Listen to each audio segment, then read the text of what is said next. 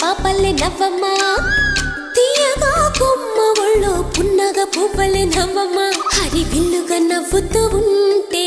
ఎండలో వెన్నెల కాయదా చిరు చల్లుగా నవ్వుతూ ఉంటే కొండైన భాగల్లే పొంగదా నూను మెత్తగా నవ్వుతూ ఉంటే ముల్లైన పువ్వల్ని తాకదా తొలి పొద్దుగా నవ్వుతూ ఉంటే రాయైన రత్నంగా మారదా హాయిగా అమ్మ ఒళ్ళో చిన్నారి పాపల్లే నవ్వమ్మ తీయగా కొమ్మ ఒళ్ళో పున్నగ పువ్వలే నవ్వమ్మ